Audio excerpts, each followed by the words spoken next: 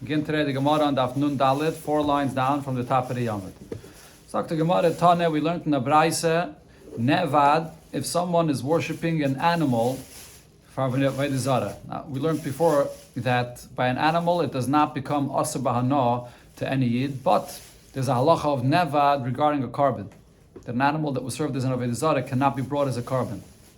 So now, if it's Shaloi, if this is his animal, Asr, that will make it Asr. But if he's worshipping an animal that doesn't belong to him, belongs to his friend, then mutter. He doesn't have the power by this to asr it for a carbon, and it'll still be allowed to be used as a carbon. But amini, so the question on this is though that there's a second brisa that seems to say different. The brisa tells us ezeu nevad, what falls into this category of an animal that was worshipped for Avoda Zara and cannot be brought as a carbon. Kol she'oivdim an animal that was worshipped, bein b'shoigig, whether by mistake, or bein b'mezid, or deliberately, bein ba'onis, or even by force, or bein b'ratzn, or willingly. So what does this mean when it says, even if it was done against the person's will? Hi, oines, heichidami. What's the case of the oines here, that it was done by force? So lav, don't you think that this means, kagoin de onas, behemas chaveiroi, ve'ishtach velo, that someone comes along and takes your animal against your will, and he worships it as an Avoda Zara. And still the Braisa is saying that this is also a nevad. It can't be brought as a carbon. So we have a contradiction. The first Braisa says, Shal Chaveda, it'll be allowed. And the second Braisa says, Einis, that seemingly the pshat is that one worshipped his friend's animal against his will, and it's Asr. Omer Rami Bar Chama, so we have two answers here. Rami Bar Chama answers, Loi, that's not the pshat. The word Einis here means something else. Kagain sha'ansu oivdikachavim. Goyim come and force a person to serve his animal as an Avoda Zara, not his friend's, his own animal. Now Taisa says here that when it means that when it says that the Goyim forced him, it doesn't mean that they took the person and they physically forced his body to bow down to it. What it means is that they threatened him: if you're not going to bow down to this Avoda Zara, we'll kill you. But it's his own animal. So because it's his own animal and he's doing an action of serving it as an Avoda Zara, so the second Braisa says it becomes a nevad. It'll be also for a carbon. Rab Zera asks on this answer, how could you say that in such a case it becomes asr? Einis, Rachmana Patre. If someone does something by force, so then the Torah says that he's totally pater. The pasuk says, "V'lenara lisasa davar." In the case of a girl that a person had a relation with her against her will, so the boil is chayiv misa, but she is completely pater. The chsev was totally against her will, and from here we learn out this rule regarding all mitzvahs of Torah that if it's an einis, then Rachmana Patre. The Achreinim actually point out that from this Gemara you see that when it says Rachmana Patre, it doesn't only mean that you pater from a punishment, but it means that the action itself is not considered to be an action of an Aveda, and therefore here we're saying that the animal that was worshipped as an Avoda Zara by force does not get the status of being a nevad. It's not. It can still be used as a carbon. So Elo Amar Rave, or some of the Rishonim take out the word Elo because Rave is really coming to explain how Rami Bar Chama's answer could still apply. So Rave explains that no, the case here is different. Hakoil Hayu Bechlal Lo Yisavdim. When the Torah says Lo Yisavdim, that you should not worship Avoda Zara, it includes everything in all kinds of circumstances, even something that is happening by force, meaning that if a person's life is being threatened, if he does not serve Avoda Zara, he has to be ready to die, because it says Lo Yisavdim, doesn't make any exceptions. But then there's another pasuk in the Torah where it says V'chai Bahem, that the mitzvahs of Torah is only when you could live, not if you have to die. So Yatsa Einis. So this pasuk now says that we exclude a case of an Einis where a person would have to give up his life. So in such a case, he does not have to die for Avoda Zara. We'll discuss this in a second. That's what the Gemara says here, according to this opinion, that even for Avoda Zara, a person does not have to be ready to die because v'chaybem. But then v'hada kastav rachmana. But then there's another pasuk where it says, and this applies for Avoda Zara, that v'lo yisachal lo Hashem kachi, do not desecrate my name. Which means that in any case, including also when it's being done by force, because it creates a chilul Hashem as well. Even ba'inus, the person should not serve Avoda Zara and needs to be ready to die.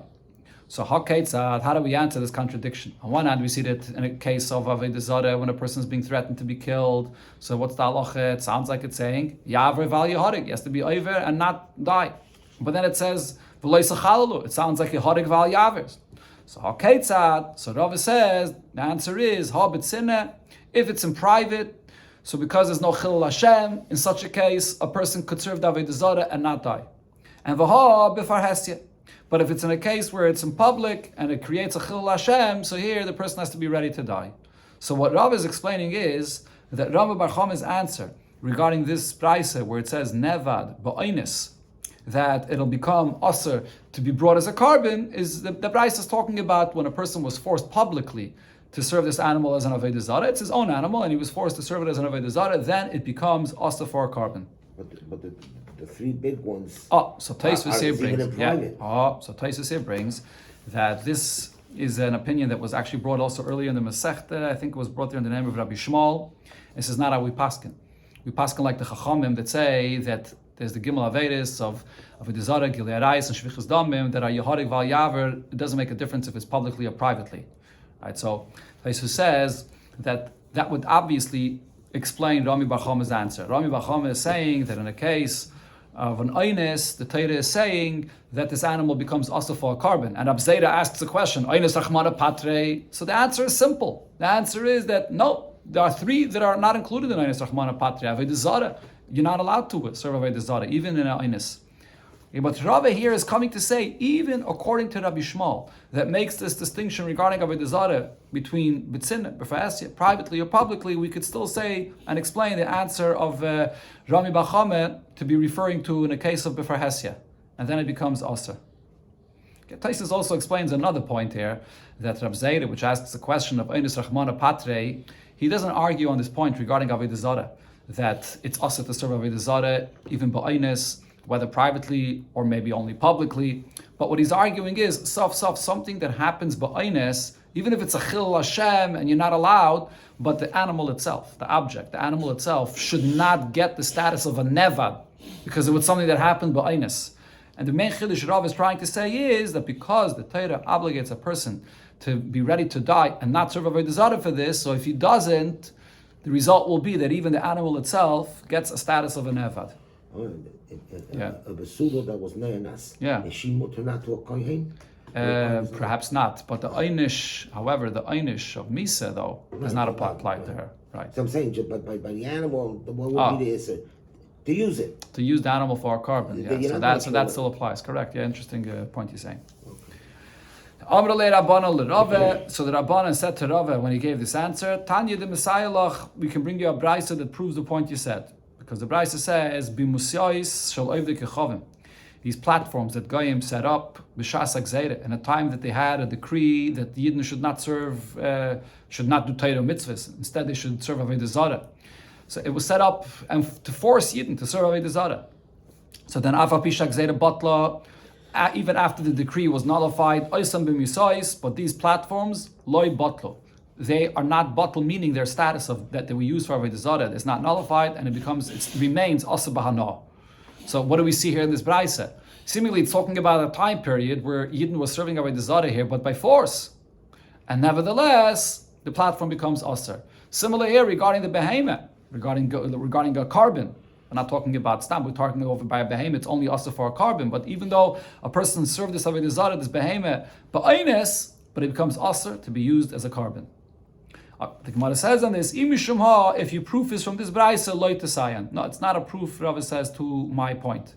Because Eimer, in that case, when there was a gzeira and they had these platforms, I can say, Yisrael mumarave or palach laberotzen. There was a Yid that was present there, that's a mumar that served Avoda Zara willingly. And therefore, this platform becomes aser. It wasn't ba'onis. If you're trying to bring a raya to the point that even ba'onis it'll aser it, there's no proof from this. Rav Ashi says a step more. Rav Ashi Amar loy teime, don't say Eimer, that maybe I could say that there was a Yisrael mumar that served this Avoda Zara, elovadai Yisrael mumar, there was definitely a Yisrael that was a mumar that rebels and serves Avoda Zara, upalach laberotzen, and he used this platform to worship Avoda Zara willingly, and therefore it's aser. So there's no raya to the point that Rav said here from this brayse. Okay, now going back to the contradiction that we had before in the brayse.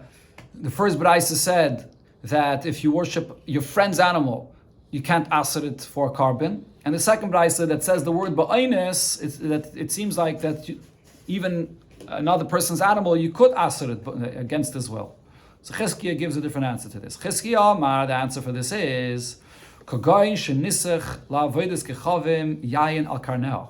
that in the second brisa, what it's speaking about is he poured for an Avoda Zara, for the sake of an Avoda Zara, wine on the horns of this animal.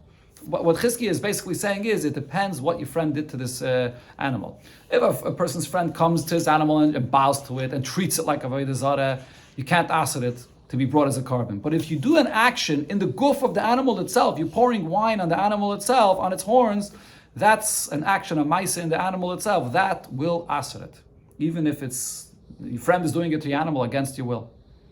Avoda Zara asks on this answer, Hi Nevadhu, this example that you're giving is called Nevad, that the animal was served as an Avoda Zara. Hi Bimus Ba'almuhu v'Sharyua. And it's allowed. It's just like a platform for Avoda Zara. In other words, Avoda Zara is asking, what Chizkiah was saying is, when the wine was poured on this animal, it's not the animal itself that's the Avoda Zara being served. There is another Avoda Zara here. And he's pouring wine on the horns of the animal for the sake of the other Avoda Zara that's here. That's how we understood what Chizkiah is saying. So if that's the case, so then you can't explain that the brisa that says that this animal becomes asa for a carbon is such a case. Because then the animal itself is not even an Avoda Zara. It's not called a nevad. It's something that's being used for Avoda Zara. An animal that's tashmish for Avoda Zara, it's being used for Avoda Zara, does not become asa.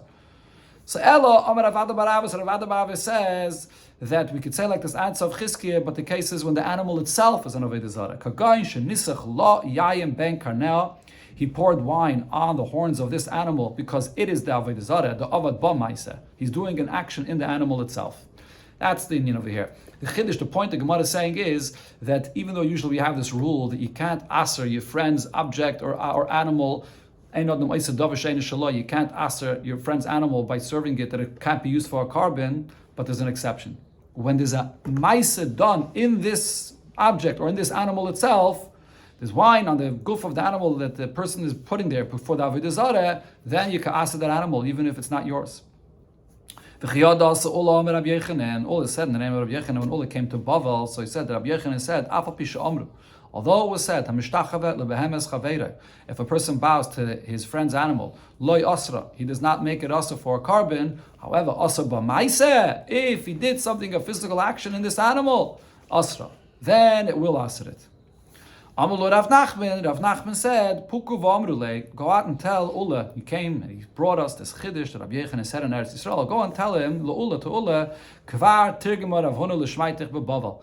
Rav Huna already explained the same point over here. Rav Huna was here in Bavel and he already said this. The Rav Huna said, regarding Avoda Zara b'chlal, or regarding this case actually by Behema, if a person's animal was lying in front of an Avoda Zara, if someone came along and shechted one siman, one of the pipes of the throat of the animal, asra. This animal is not the krevis of Avoda Zara and it becomes asra bahana.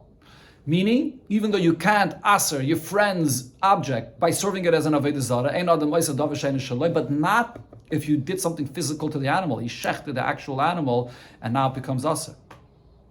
So the Gemara explains, where is the source for this? Minalon, from where do I know that if a physical action was done, then you can ask something even if it's not yours? Minalon the asra. How do you know that you asked this? If you'll say you learn it out, mikayanim. From this that the pasuk says regarding kayanim, and this is regarding how she brings here in the time of the first Beis Hamikdash, the Malchi Yisrael forced the kayanim to go and do an aveda in a place which was Avoda Zara. And there the pasuk says, "V'layikshu elai l'kayin li." That after this, these kainim should not, even though they were forced to go and serve over there in a place of Avoda Zara, but these kainim cannot come back and serve in the Beis Hamikdash. What about Beis Kel? Could be it's the Beis Chanya that was mentioned before, or maybe it's another case. Yeah. So from here, the Gemara says we see that even though the kainim were doing this against their will, but nevertheless they can't come back to serve in the Beis Hamikdash. So we could say the same thing regarding a person's animal, that his friend went and did a maisa and served their Avoda Zara on it. Even though it was against his will, it can't be used as a carbon again. But the Gemara says you can't learn from Kainim. V'dil mishani Kainim, the b'nei deya ninu. Kainim have their own deya, and therefore there's a knas, even though it was done by force. But still, because they're b'nei deya, the knas only applies to kaina, but not regarding an animal. What's pshat b'nei deyah? They're people, human beings. They have their own understanding. So in Lav Dafki, you apply this concept that if a maisa was done, that object or the animal becomes aser. So how does not? They were honest they were forced. They were forced. Yeah, they were forced. I pointed it out. They were forced, but Afal Piken, the Gemara is saying maybe we could say that this knas only applies to a human being, but not to the animals.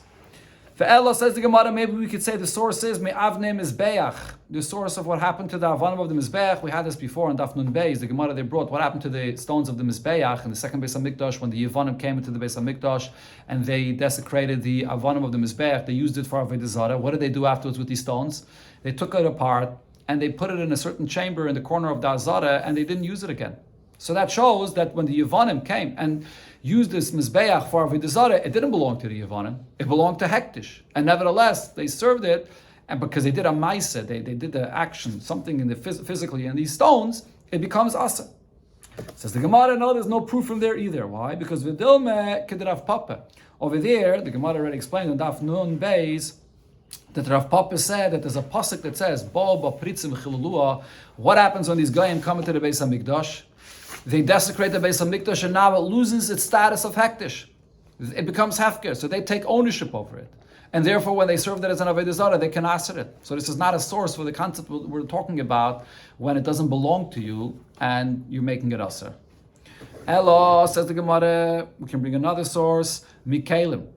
From the Kalim in the Beis HaMikdash by Achaz, which was a king that used the Kalim of the Beis HaMikdash for Avoda Zara. The pasuk says, "V'skol haKalim asher zniach hamelach Achaz b'malchusay b'malay." So he used these Kalim in the Beis HaMikdash for Avoda Zara, and then he left it there. So then his son, when his son Chizkiyahu HaMelech came, what did they do? Heichanu v'hekdashnu. What does this mean? So we learned before about this. It said, "V'amar," the master said, this was Rebbe. Rebbe explained, what does it mean when it says here in the pasuk that Heichanu v'hekdashnu? It means, Heichanu means sheganzu. It took these kalim that he used and they buried it. And then v'hekdashnu means she'hekdashnu acherim tachtein. They brought new kalim to be sanctified and used for the Avodah. So what do we see from here? You can ask, a person can't make something forbidden if it's not his when he's serving as an Avoda Zara. So when Achaz was using the kalim of the Beis HaMikdash that wasn't his as an Avoda Zara, he shouldn't have the power to ask it to be used. So after he left, they should have just went and used it. And here the Mefarshim point out, by a guy you say that if he uses something in the Beis HaMikdash for himself, the pasuk says pritzim, that takes away the kedusha and it becomes cholim, but not by a yid. So therefore it's still hektish. Ella, the answer is kivin the avad behu maisa. Since he made something, a physical change in it, itzrilo, it becomes asa. So al chanami, this is the source. From here we learn out kivin she'asa ba maisa asra. That if there's an animal that belongs to your friend and another yid comes and serves it, but in the oifen that he does a physical action in this animal, it becomes asa for a carbon. Okay, asa Avdimi, when Avdimi came to Bavel, he came from Eretz Yisrael, Amar Rabbi Yechanan, he said in the name of Rabbi Yechanan, a similar kind of halacha.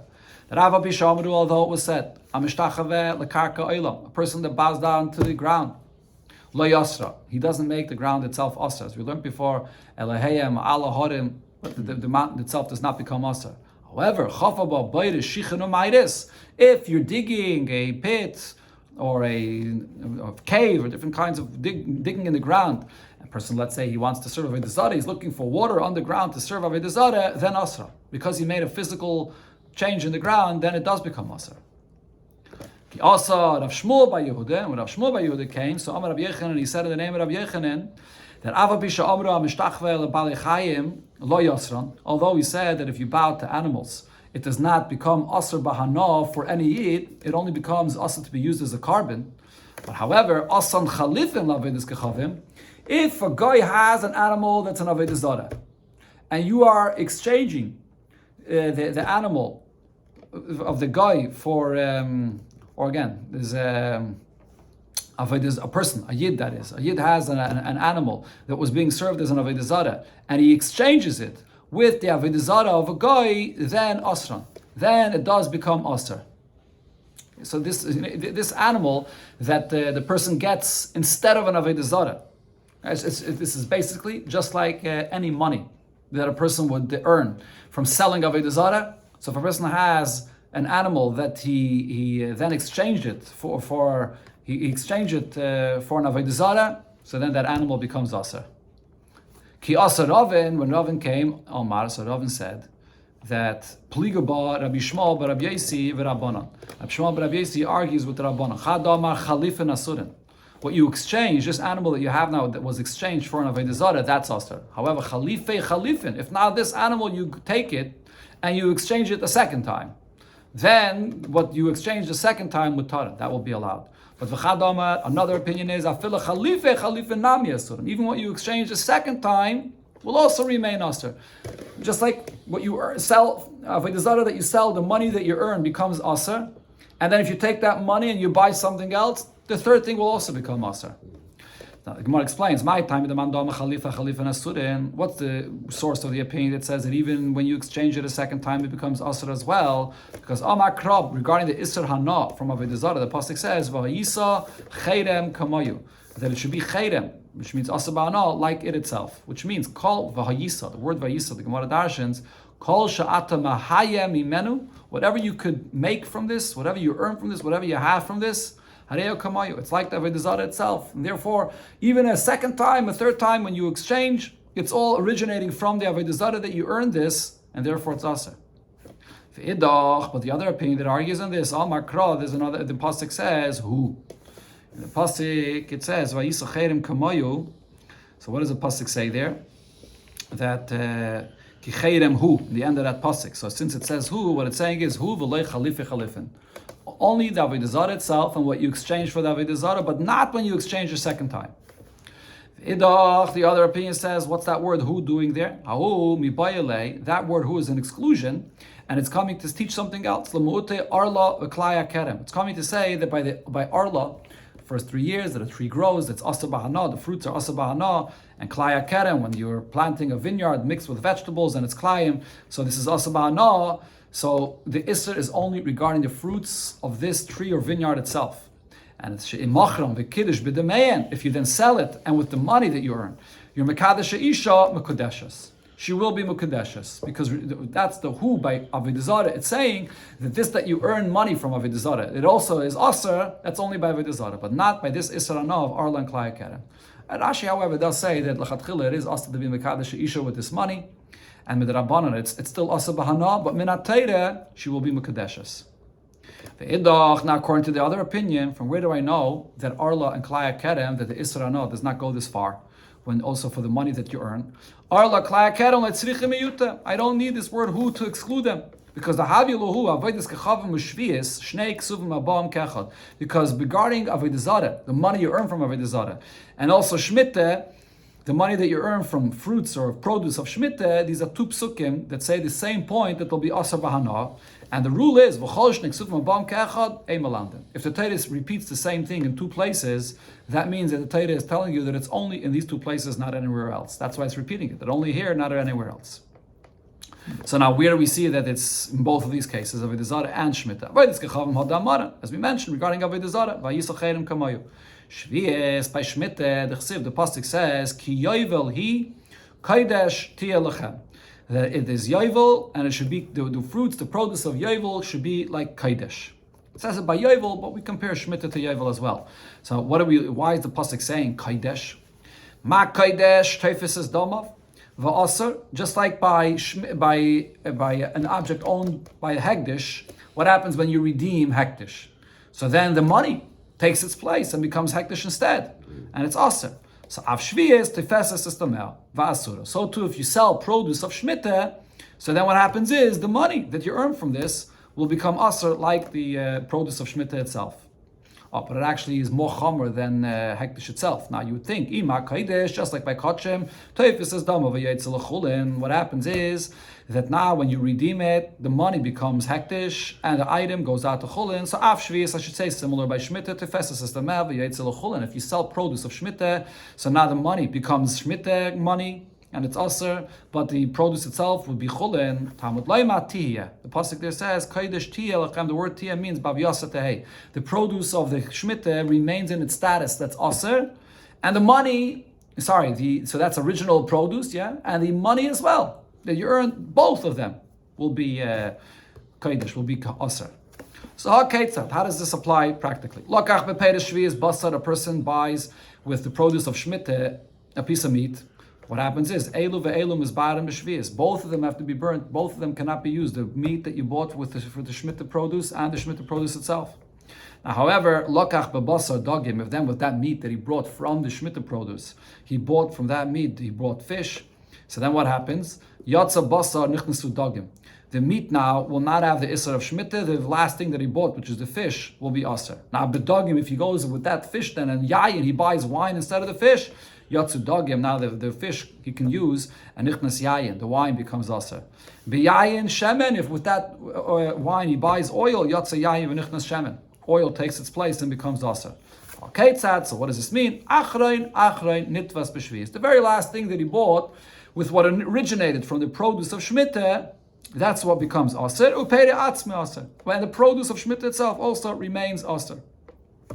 So therefore, according to this opinion, we have the shnei ksuvim abam kechad. We see by Avoda Zara and by shmita that even what you earn from it becomes aser, and therefore you can't. We know that it doesn't apply in other cases.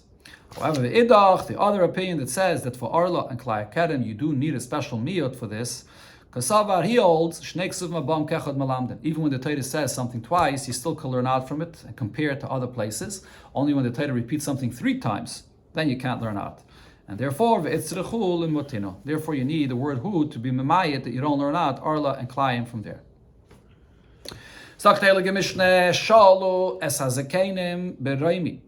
The Gaisha philosophers asked the elders, the chachamim, the sages in Rome, the following question: if the will of the Eibishter, he does not want Avoda Zara, so why doesn't Hashem nullify the existence of Avoda Zara in the world? So the sages answered these philosophers, if only things that are not needed, are not necessary in the world to exist, would be worshipped as Avoda Zara, Hashem would nullify it. But the problem is, they worship Avoda Zara, the sun, the moon, the stars, the constellations. So Hashem should destroy the world because of these fools that are worshipping these things for Avoda Zara. He can't nullify these things. Hashem created the world for this. So the philosophers argued back and said, so if that's the case, let him nullify or get rid of those Avoda Zaras that the world does not need. And then let him leave those things that are being worshipped as Avoda Zara, which the world does need.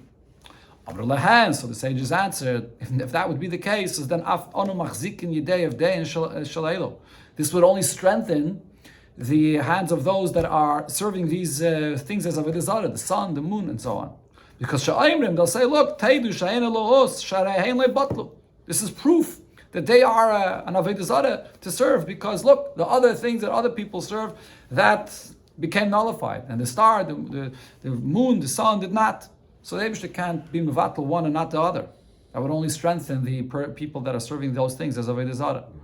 Therefore, the Eibishter leaves the world as is. Here the Gemara brings a brayse that says more about this conversation. The philosophers asked the sages in Rome that if your God doesn't want Avoda Zara in the world, so why doesn't he nullify Avoda Zara? So they answered them, because if it was something that the world doesn't need, they would be worshipping as Avoda Zara, he would nullify this. But they serve the sun, the moon, and the stars and the constellations. Should the world be destroyed because of these fools? The Eibishter continues with the world existing as is, and v'shaitim shekilkalu, and those fools that have ruined and have sinned, asitin litan asadin, they will be punished for this. Davar acher, another pshat or another conversation, another point. This is the same idea applying in another case. Harei shegazal social chitim. A person stole a certain measure of wheat, of kernels of wheat. V'halach v'zara v'karka, and he goes and plants this. So dinu shalei titzmach. Really, it should not grow, because he did an aveda with this, so then the Eibishter should not allow it to grow. But however, the Eibishter allows the world to be according to its nature, And it continues going in that nature. And v'shaitim shekilkalu, the shaitim, the fools that sin, asidin litnas adin. They will be judged for this. So here you see that the point is that the Eibishter wants that the world should continue to be, and there should be bechira chavshis. Here in this case, the Eibishter allows these kernels to grow. Another point, another case where this applies. A person has a relation with his friend's wife. So dinu shaleit sabbat. Merely what should happen here is that it shouldn't be possible for this woman to become pregnant. But Ella, the Eibishter says, let the world behave in its nature. And continue. And v'shaitim shekilkalu, those shaitim that did an Aveda, asidin litin esadin, they will be punished for this. I know the Amir Rish Lakish, regarding this last example, Rish Lakish said, Amar HaKadosh Baruch Hu, the Eibishter says, Lo dayan, lo rishayim, sh'oisen sela shalid pumbi. It's not only that people, by doing such a thing, having a relation with a friend's wife, that they cause me to my sela, which means my signature, like on a coin that has a signature, that it becomes pumbi, it becomes hefker and public. Ela shematrichen oisi, they force me to do something that umachtimin oisi bal karchi, that I have to put my seal against my will that this child should be born from this kind of a behavior. Right? So they're bringing the Eibishter to do such a kind of thing in order that the nature of the world should not change. Rashi here says that Rish Lakish darshan this from a pasuk. It says in the Medrash, Tzur Yolotcha Teshi, which is this Inyan that causes the Eibishter to do such a thing, even if it's against Hashem's will. But the Eibishter does want that the nature should continue. Shal Pelisofis Echad Rabbi Gamliel. A philosopher asked Rabbi Gamliel, Kosav b'teraschem. It says in your Torah, Ke'avai lekecha eishech luhu kel kana. The Eibishter is a fire, and he takes God of vengeance. So he asked, if so, mipnei ma miskana boivdela. Why do we see that the Eibishter is miskana? He takes vengeance, the nekama, against those that serve Avoda Zara, but vei miskana ba. He doesn't get rid of the Avoda Zara itself, like the question we had in the Mishnah. Amalai, said Rabbi Gamliel answered him, I'll give you the following analogy. A king had a son. This son had a dog. And he did a very degrading thing. He gave the dog a name like the name of his father, the king.